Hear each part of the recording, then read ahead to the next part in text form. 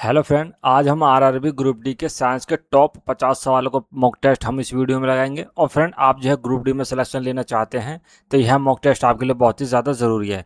देखो, ज़रूरी इसलिए है, मैं आपको इसमें जितने भी टॉप 50 सवाल बताऊंगा वो सब प्रीवियस पेपर से सारे लिए हुए सारे सवाल हैं और ये एग्जाम में कई बार पूछे भी गए हैं।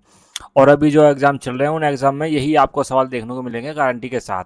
ठीक है, तो अब जो है हम अपना टाइम वेस्ट नहीं करते हैं और अपनी पढ़ाई को स्टार्ट करते हैं। बस आपको एक छोटा सा काम कर लेना है, वीडियो को लाइक कर देना और चैनल को सब्सक्राइब करके बेल आइकन को प्रेस जरूर कर लेना। हमारा पहला सवाल ये है जो एग्जाम में पूछा गया है।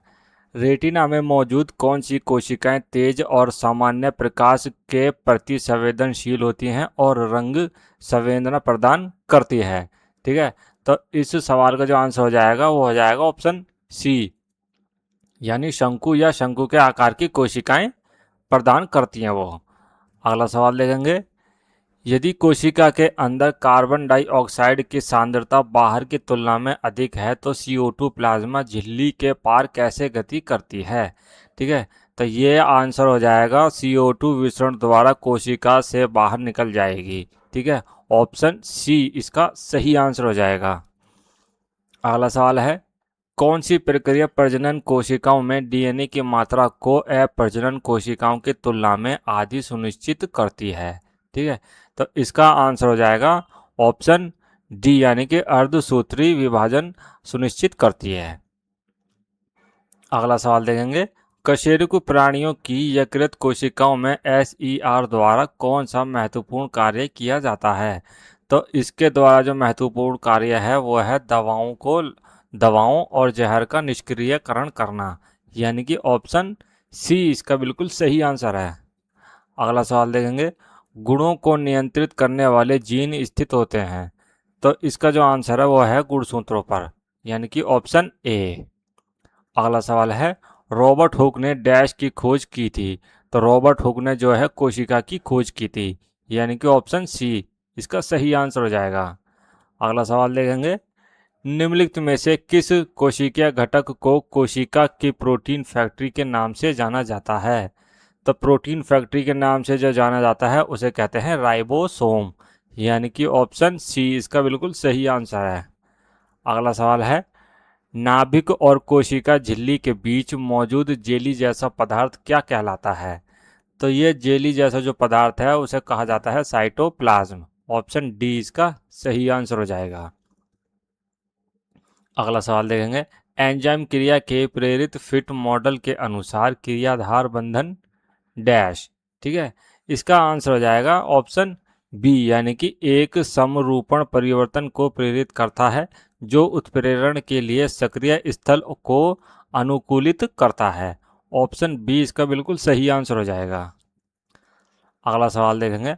आपने पानी में रियो पत्ती की एक अस्थायी स्लाइड को तैयार की है। जब आप स्लाइड पर शर्करा का एक प्रबल विलयन डालते हैं तो आप क्या परिवर्तन देखेंगे? ठीक है, तो उसमें परिवर्तन देखेंगे, कोशिकाओं में पानी की कमी हो जाएगी और कोशिका की सामग्री कोशिका भित्ति से दूर सिकुड़ जाएगी। ठीक है, ऑप्शन डी इसका बिल्कुल सही आंसर हो जाएगा।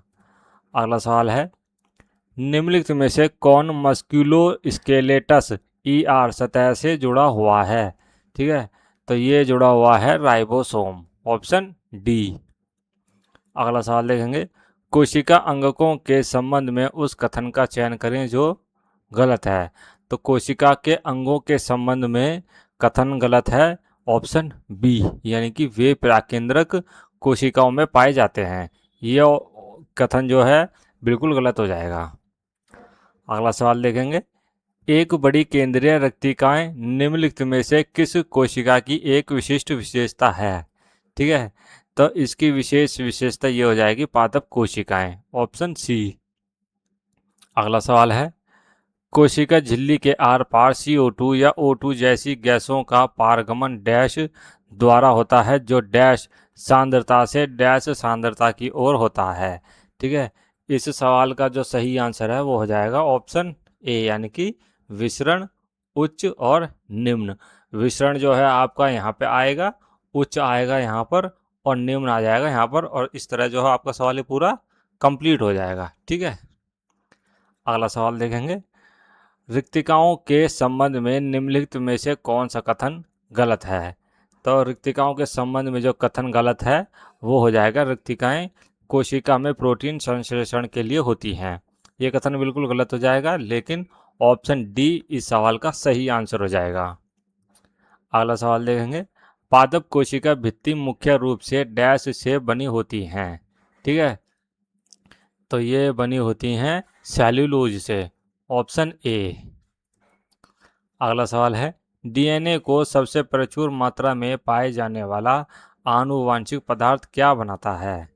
तो ये बनाता है ऑप्शन ए, यानी कि इसकी स्थिर द्विकुंडली संरचना को। ठीक है, चलो देखेंगे अगला सवाल है, प्रोकैरियोटिक कोशिका की विशेषताओं से संबंधित सही कथन का चयन करें। तो इसका जो कथन हो जाएगा सही, वो हो जाएगा इसमें एकल गुणसूत्र होता है, ऑप्शन बी इसका सही आंसर हो जाएगा।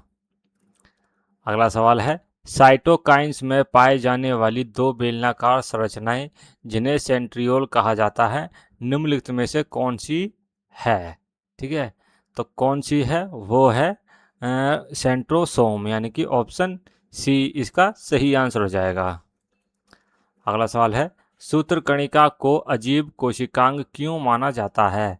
तो इसको अजीब कोशिकांग इसलिए माना जाता है क्योंकि इसमें राइबोसोम और डीएनए होता है, ऑप्शन ए इसका सही आंसर हो जाएगा। अगला सवाल है, निम्नलिखित में से कौन सी विशेषता सरल स्क्वैमस उपकला को कुशलतापूर्वक विसरण करने में सक्षम बनाती है? ठीक है, तो यह बनाती है चपटी, पतली और घनीभूत कोशिकाएं, ऑप्शन सी इसका सही आंसर हो जाएगा। अगला सवाल है, समय के साथ प्रजातियों के अस्तित्व के लिए विविधता उपयोगी है, ये विविधताएं किसमें त्रुटियों के कारण होती है? ठीक है, तो ये होती है डीएनए प्रतिलिपि के कारण, यानी कि ऑप्शन बी इसका सही आंसर हो जाएगा। अगला सवाल देखेंगे, कौन सी कोशिका अपना आकार बदलती है? तो कोशिका जो है वो अपना आकार बदलती है, वो है अमीबा, ऑप्शन सी इसका सही आंसर हो जाएगा। अगला सवाल है, निम्नलिखित में से कौन सी संरचनात्मक विशेषता उपकला उत्तक को एक सुरक्षात्मक परत के रूप में कार्य करने की सुविधा देती है? ठीक है, तो यह सुविधा जो देती है वो हो जाएगा, कोशिकाएं कम से कम अंतर कोशिकीय स्थान के साथ कसकर संकुलित होती हैं, ऑप्शन सी इसका सही आंसर हो जाएगा। अगला सवाल देखेंगे, निम्नलिखित में से किस कोशिका अंगक में अपना डीएनए और राइबोसोम होता है? ठीक है, तो अपना डीएनए और राइबोसोम होता है वो होता है माइटोकॉन्ड्रिया, ऑप्शन बी इसका सही आंसर हो जाएगा। अगला सवाल देखेंगे, 1665 में सर्वप्रथम कोशिका की खोज किस वैज्ञानिक ने की थी? ठीक है, तो 1665 में सर्वप्रथम कोशिका की जो खोज की थी वो की थी रॉबर्ट हुक ने, यानी कि ऑप्शन डी।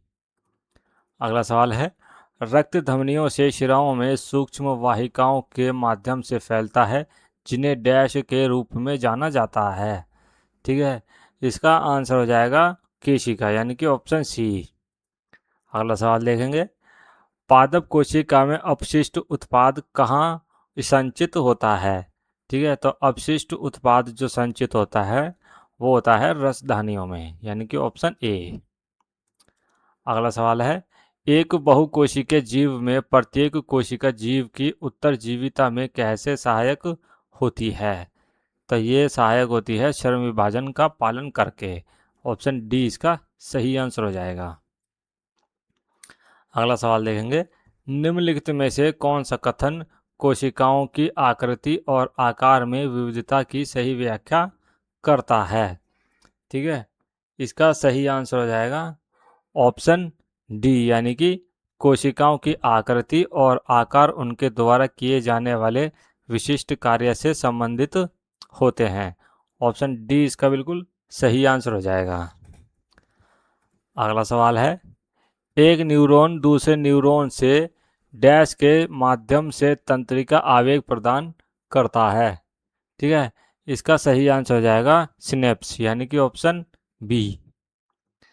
अगला सवाल देखेंगे, कौन सा साइटोस्केलेटल प्रोटीन न्यूरोफिलामेंट्स का प्रमुख घटक है जो बड़े अंश तंतुओं की क्षमता और अखंडता को बनाए रखने में मदद करता है।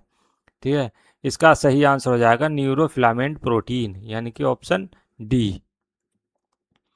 अगला सवाल है, निम्नलिखित में से कौन सी संरचना रुक्ष अंतःप्रद्रव्य जालिका झिल्ली के पृष्ठ पर उपस्थित होती है? इसका सही आंसर हो जाएगा ऑप्शन ए, यानी कि राइबोसोम। अगला सवाल है, निम्नलिखित में से कौन सा कोशिकीय अंगक पुटिकाओं में उत्पादों के भंडारण, संशोधन और पैकेजिंग का कार्य करता है? ठीक है, तो ये करता है गोल्जी समृद्धि, यानी कि ऑप्शन सी। अगला सवाल है, निम्नलिखित में से कौन सा मेरिस्टेमेटिक कोशिकाओं का एक विशिष्ट लक्षण है? इसका आंसर हो जाएगा ऑप्शन बी, यानी कि घना कोशिका द्रव्य और राजधानी का अभाव होना। अगला सवाल है, जन जीवों की कोशिकाओं में केंद्रक झिल्ली नहीं होती है, उन्हें डैश कहा जाता है? तो इनको कहा जाता है प्रोकैरियोट्स, यानी कि ऑप्शन बी। अगला सवाल है, कौन सी संरचना पादप कोशिकाओं में पाई जाती है लेकिन जंतु कोशिकाओं में अनुपस्थित होती है? ठीक है, इसका जो आंसर हो जाएगा वो हो जाएगा कोशिका भित्ति, यानी कि ऑप्शन ए। अगला सवाल है कि विभज्योतक के संबंध में निम्नलिखित में से कौन सा कथन गलत है? तो विभज्योतक के संबंध में जो कथन गलत है वो हो जाएगा राजधानियों की उपस्थिति, ऑप्शन सी इसका सही आंसर हो जाएगा। अगला सवाल देखेंगे, न्यूरॉन के किस भाग में सूचना प्राप्त होती है? तो न्यूरॉन के जो भाग है जिसमें सूचना प्राप्त होती है उसे कहा जाता है डेंड्राइट, यानी कि ऑप्शन बी। अगला सवाल है, श्रम विभाजन निम्न में होता है? तो श्रम विभाजन जो होता है वो होता है एक कोशिकीय और बहुकोशिकीय दोनों जीवों में। ठीक है, ऑप्शन डी इसका बिल्कुल सही आंसर हो जाएगा। अगला सवाल देखेंगे, पौधों में कोशिका झिल्ली के बाहर मौजूद दृढ़ बाहरी आवरण को क्या कहा जाता है? इसको कहा जाता है ऑप्शन सी, यानी कि कोशिका भित्ति। अगला सवाल है, निम्नलिखित में से कौन पादप कोशिका में संचित वसा को शर्करा में बदलने के लिए उत्तरदायी है? ठीक है, इसका जो उत्तरदायी हो जाएगा वो जगह ग्लाइऑक्सीसोम, यानी कि ऑप्शन बी। अगला सवाल देखेंगे, अगला सवाल यह है कि लीवर में उत्पादित प्रोटीन का नाम क्या है जो रक्त के थक्के जमने में महत्वपूर्ण भूमिका निभाता है? ठीक है, तो ये निभाएगा फाइब्रिनोजेन, यानी कि ऑप्शन ए इसका बिल्कुल सही आंसर हो जाएगा। अगला सवाल है, कौन सा कोशिका परिवहन के मार्ग और निर्माण सतह दोनों के रूप में कार्य करता है? ठीक है, तो ये कार्य करता है अंतःप्रद्रव्य जालिका, ऑप्शन बी इसका बिल्कुल सही आंसर हो जाएगा। अगला सवाल देखेंगे, निम्नलिखित में से कौन डीएनए का क्रियात्मक भाग है? डीएनए का क्रियात्मक भाग होता है गोल्जी नहीं सॉरी जी, ऑप्शन सी इसका सही आंसर हो जाएगा जीन। ठीक है, अगला सवाल देखेंगे, कार्य के आधार पर प्लाज्मा झिल्ली के प्रकृति में डैश होती है? इसका सही आंसर हो जाएगा वर्णनात्मक, चयनात्मक, पारगम्य, यानी कि ऑप्शन बी। अगला सवाल देखेंगे, गोल्जी उपकरण के कार्य में पुटिकाओं का क्या महत्व है? ठीक है, गोल्जी उपकरण के कार्यों में पुटिकाओं का महत्व होता है, वे गोल्जी उपकरण से पदार्थों को लाते हैं और ले जाते हैं, यानी कि ऑप्शन ए इसका बिल्कुल सही आंसर हो जाएगा। अगला सवाल है, प्लाज्मा झिल्ली के संबंध में निम्नलिखित में से कौन सा विकल्प गलत है? प्लाज्मा झिल्ली के संबंध में जो गलत हो जाएगा ऑप्शन वो हो जाएगा ऑप्शन डी, यानी कि यह प्रकृति में दृढ़ होती है। ठीक है, अगला सवाल देखेंगे, केंद्रक के संबंध में निम्नलिखित में से कौन सा कथन सही नहीं है? इसका आंसर हो जाएगा ऑप्शन सी, यानी कि केंद्र के झिल्ली एक अरंध्रीय और दृढ़ संरचना है। ये कथन जो है सही नहीं है केंद्रक के संबंध में। अगला सवाल है, निम्नलिखित में से कौन सा कोशिकांग किसी भी विदेशी पदार्थ के साथ साथ घिसे पिटे कोशिकांगों को पचाकर कोशिका को साफ करने में मदद करता है? ठीक है, तो इसका आंसर हो जाएगा ऑप्शन डी, यानी कि लाइसोसोम। दोस्तों 50 सवालों का मॉक टेस्ट कंप्लीट हुआ। वीडियो अच्छी लगी तो इसे लाइक कर देना और ऐसे प्रीवियस पेपर के मॉक टेस्ट और प्रैक्टिस चार्ट देखने के लिए इस चैनल को सब्सक्राइब करके बेल आइकन को प्रेस जरूर कर लेना। अब मैं आपसे मिलता हूँ अपनी नेक्स्ट वीडियो में, तब तक के लिए जय हिंद जय भारत।